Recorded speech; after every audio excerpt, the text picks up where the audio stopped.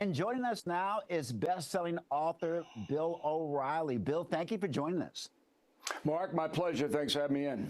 What inspired you to write Confronting the Presidents? Well, we're in a very intense time here in America. The presidential vote in November, very important. And unfortunately, a lot of our fellow citizens, Mark, don't know anything about history or who the presidents were.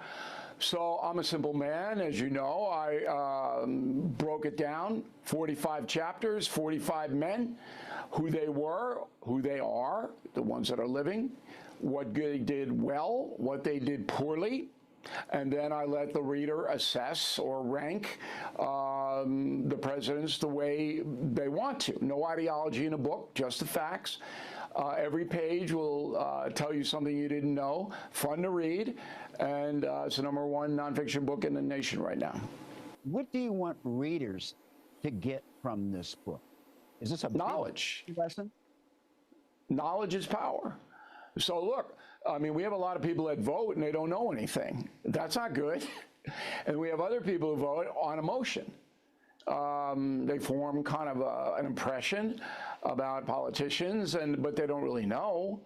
And you can be misled. You can vote for terrible people because it's easy to fool people, as Lincoln said. And with the internet and social media and corporate media, which is in business to make money, not necessarily inform, it gets harder and harder. So that's why I wrote Confronting the Presidents, to tell you who these guys were, okay? And be skeptical of what you hear. Bill, the timing of this book, no surprise to you, we're in a presidential election. We're really in the home stretch. Was the release of this book really to coincide with the fact that we're in an election year? Sure. I'm the best-selling nonfiction author in the world. And I design my books to sell as many copies as possible. So, you know, I go to the publisher, I'm going to deliver you this book, and we're going to put it out on September 10th, which we did, in a run-up to the election. And it's going to sell lots of copies, which thank God it did, or is. So it's all designed, of course. Talk about your co-author. Why do you think you guys made a good team to put this book together? Well, Martin Dugard is the researcher. He comes up with stuff that nobody's ever heard of, and it's all fact-based. And then I'm the storyteller.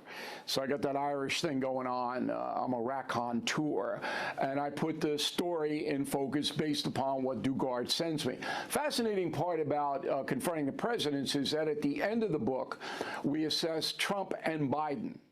But because history is not complete on those men, I decided to write essays. But I wanted Dugard to write his own essay, and I didn't want to see it while he wrote it. So I got my two, he's got his two, and they don't agree. He sees it differently than I see it, which I think is very fair and works very well. So, but as a team, we're approaching 20 million books in print, which is, you know, doesn't happen anymore these days. Last question before we let you go. I'm not asking you to make a prediction, but your thoughts about this upcoming presidential race. Well, Vance helped the ticket last night in the debate. I thought Walz did okay, but Vance was clearly the most authoritative person on that stage. It's all about Donald Trump. Most of the people that are voting Democrat are voting against Trump.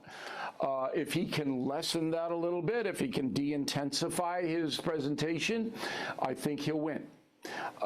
Because it's so close now that any kind of a positive that Donald Trump can bring to his ticket might put him over the top, because people are suspicious of Kamala Harris, a very, very left-wing woman, very progressive.